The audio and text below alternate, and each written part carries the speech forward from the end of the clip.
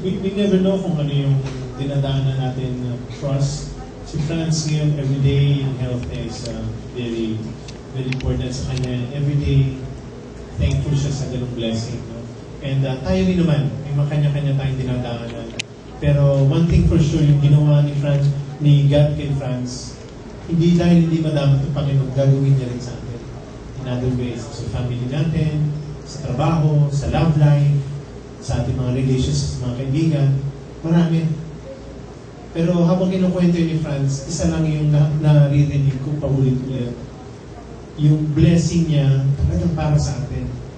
Yung blessing niya umaapaw. Sabi nga ng iba, siksik-liglig. Pero sa akin, naniniwala ako, hindi madamot ang Panginoon. Kaya kung ano man na nangyayari sa atin ngayon, anumang klaseng struggle meron tayo ngayon, pain, malaki man yun, wala lang sa atin. God in His perfect time will continue to love you and embrace you no matter what. Amen? Amen. Lapakan nga natin ang Panginoon. Pagmamahal ng Panginoon ang libutin. Pag-blessing niya, tuloy-tuloy at sigurado. Perfect time. Hindi siya nauna, hindi siya nahuli. Laging perfect. Sakto. Ang importante lang, alam mo lang kung paano hingin. Alam mo lang kung paano, saan mo hihingin. Parang may secret code kayo. Alam mo yung ganun. As we go through these sessions every Saturday night, may mga kapatid tayo mag-share about it. May mga ikukwento sila kung paano nila nagagawa yun, na umaapaw yung pagmamahal ng Panginoon kahit alam naman natin hindi kong deserve it. Isang brother na talagang umaapaw din yung pagmamahal sa kanya ng Panginoon kahit alam niya he doesn't deserve it. Medyo may kalakihan siyang tao, talagang kitang-kita natin lahat. At naniniwala ako na kung gaano siya kalaki, ganoon din kalaki yung pagmamahal ni God sa kanya. Okay? And this brother is very, is just confident na hindi magkukulang yung Panginoon sa kanya. Hindi man kumpleto na yung buhay niya, hindi man sapat ng lahat ng hinihingi niya nasa kanya. Pero paniniwala lang niya kung anumang problema meron siya, mas maraming solusyon at paraan yung Diyos niya. Palakpakan natin si Brother.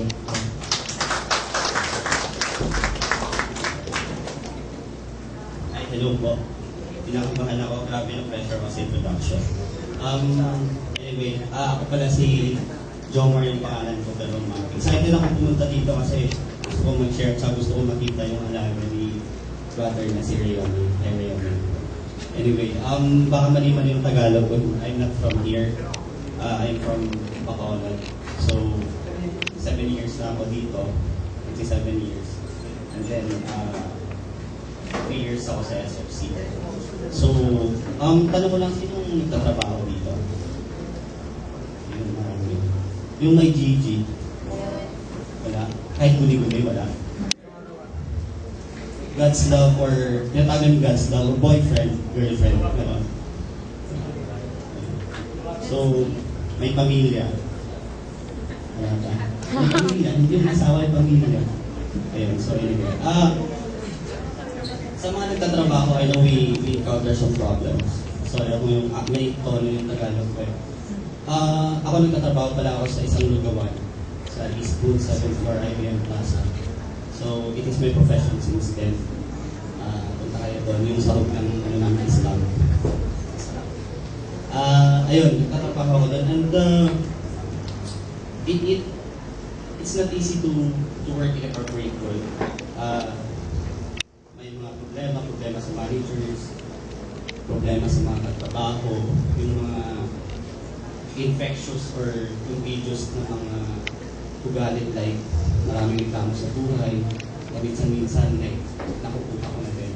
So, projects, may mga problema sa projects, pero all of those nalalampasan ko, it's because sa prayer siguro at saka siguro kay God din. So, for the past 7 years, I am blessed with my work. Hindi man ganun ka blue collar yan kasi nga sa lugawan, pero I enjoyed it. Tapos, yung pamilya ko hindi naman perfect. konti lang kami, 8 kami, ako yung bunso. Naghirap din kami pero nakatapos din kami lahat. So, hindi naman kami mayaman. Alam mo yun, yung blessings ni God, yung pagmamahal ni God na sakto. Yun eh. I always count on that at binibigay ko na lahat kay Lord. So, of course, may mga problems din, pero we overcome. And then, sino nasa relationship dito? Pinakahiya nyo. Ako, mahal na mahal ko yung girlfriend ko, Gigi ko. Sorry may Gigi na pala ako. Sorry, sisters. Para mawala na yung kaba ko. Ayun, may mga struggles din. We 3 years in the making yung relationship namin. Ano ko siya katagal niligawan.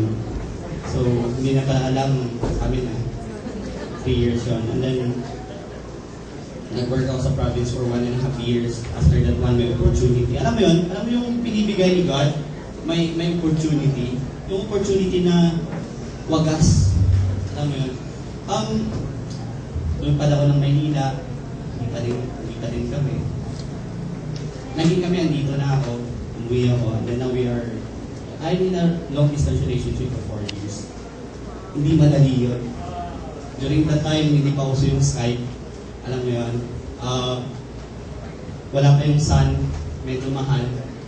PM lang meron nata 15 minutes lang. So magastos. Nasisimula ka sa trabaho, sa lugawan. Diba? Pero, na-overcome namin. I mean, ang gusto ko lang i-emphasize is, there is always a future. Alam mo yung, hindi man perfect yung family ko, hindi man perfect yung relationship namin, hindi man perfect yung trabaho ko, pero there is one thing I am certain, na God is always there. And, alam mo yun, alam niya kung anong gagawin niya sa'yo. Saglit may text ako ba sa ko. Yun nga, paboritong verse ko na to. Yung Jeremiah chapter 29:11. For I know well the plans I have for you, says the Lord. Plans to prosper you and not to harm you. Plans to give you future full of hope. Alam mo yun, sabi niya, hindi niya lang alam. For I know well. So,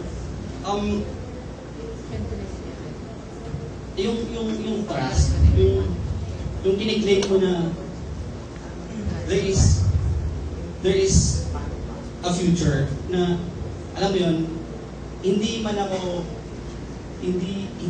ganun ka sure, pero I am firm na si Lord na yung bahala sa akin. So, to cut the story short, after 7 years of working, this time may offer naman sa akin. Diba sa lugawan ako? And then, may offer sa akin, bagong work na naman. This time, it's a managerial work. It's a technical manager sa isang software company sa Iloilo. So, I don't know kung ma-materialize. I am still praying na hindi ko alam kasi kung anong plan ni Lord sa akin. Alam mo yun, from lugawan and then naging technical manager ka sa isang software company. Ano ba yung alam ko doon? So, hindi, para ma-connect natin, nagsimula ako sa programmer. Naging software engineer ako, naging senior software engineer ako. Yung team lead ako. It's a new opportunity for me. I don't know, help me pray. Ang gusto ko lang emphasize dito is, God is so great na hindi mo alam kung anong plans niya sa'yo. You have a lot of struggles. Pumunta kayo dito, alam ko may dinadala kayo. Hindi ko alam. May dinadala ba kayo? Problema sa pamilya, problema sa kaibigan, problema sa relationship, problema sa trabaho. Tsaka, yung isa pa, problema sa friends, saan ka pupunta? Kasi ako dati ganun, saan ka pupunta?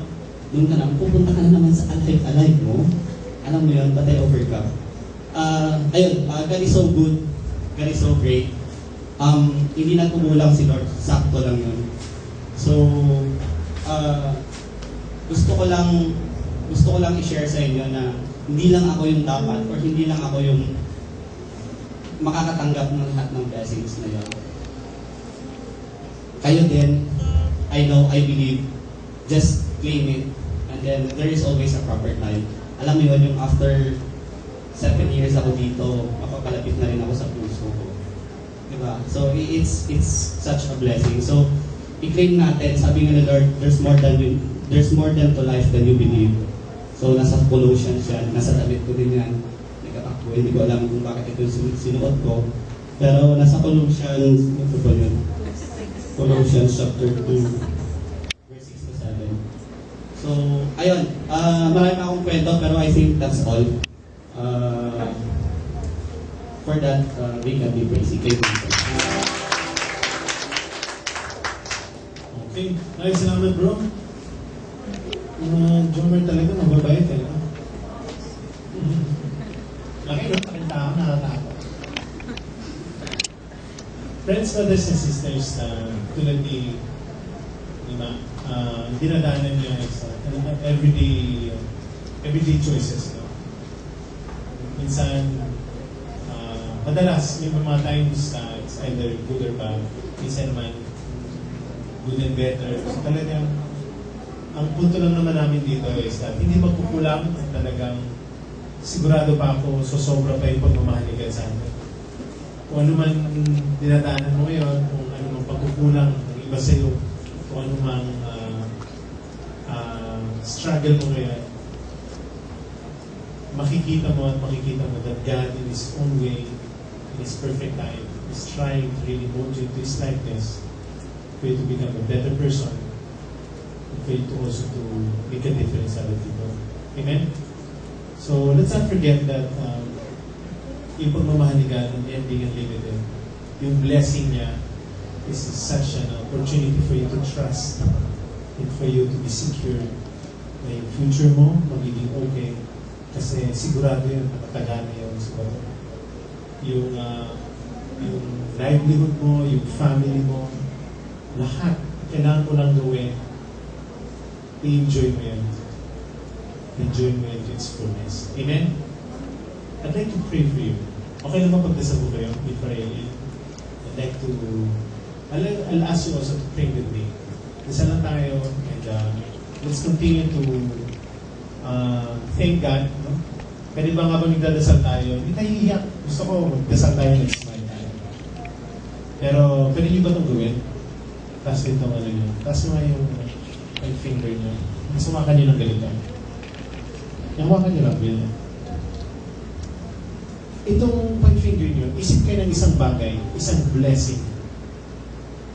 Sa dami-daming blessing niya, kahit isa lang, na tipong ito yung nag-redeem sa inyong blessing na ito. Ito yung nagbago ng buhay mo, bago ng buhay ng mga pamilya mo, bagong buhay, bagong opportunity. Marami yan. Pero isip ka lang ng isa. So habang iniisip mo yan, habang inahawakan mo yun ng matinding, maigpit, gusto ko nakaspread ka.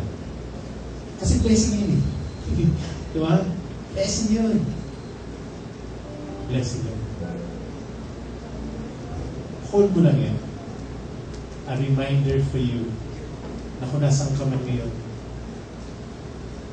yung isang bagay, isang blessing na yun, nag-multiply ng maraming pwede din mangyari. Join me in praying. The name of the Father, the Son, and the Holy Spirit. Father, thank you for this opportunity to remember once again that you love me. Thank you for this opportunity na maalala hindi ka nagkukulang, madalas sobra pa ang pagmamahal mo sa akin. Hindi ka na nga nagkukulang, madalas na sobra, may plano ka pa para sa akin. Tonight I pray, Lord. I pray, I ask that you will allow me, Father, to remember that you are a good God. Allow me to remember that your love is enough. Sorry lang kung medyo madalas nakalimutan ko yun. Madalas mas gusto kong maging Diyos sa sarili ko, may decision ako sa sarili ko. But Lord, tonight, thank you for reminding me. Thank you for allowing me to remember na bagong lahat, minahal mo ko. Bagong lahat, binigay mo. Ang lahat-lahat para sa akin. Lord, tonight, just teach me to trust you again. Simula ngayong Sabado nito, to tulungan mo kong maniwala ulit sa'yo na ikaw ang bahala sa buhay ko. Ikaw bahala sa pamilya ko. Ikaw bahala sa trabaho ko. Ikaw bahala sa past ko na alam kong hindi ako proud sa mga maraming kamaliyang pagkaroon. At ikaw na rin bahala sa future ko na alam kong maganda, sigurado. Lord, this is my prayer. Teach me, Lord, to trust that you will make a way. Teach me, Lord, to be still and know that you make God. This is my prayer, Lord. Hide me now under your wings.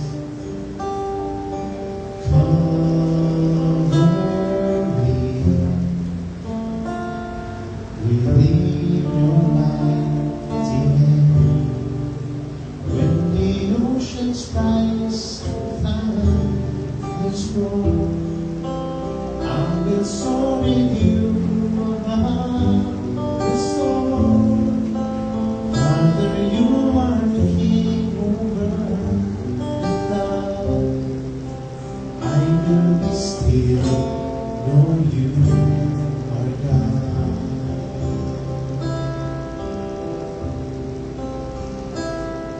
I will rest my soul in Christ alone. Know His heart in quietness and trust. 'Cause when the oceans rise and thunders roar, I will soar with you above the storm. Father, you are King over the cloud. I will be still, know you are God. When the oceans rise and thunders roar, I will soar with you above the storm. Father, you are King over the cloud. I will be still, know you are God. I will be still, know you are God. Glory be to the Father, to the Son, to the Holy Spirit, as it was in the beginning, is now, and ever shall be, world without end. The Father, the Son, and the Holy Spirit.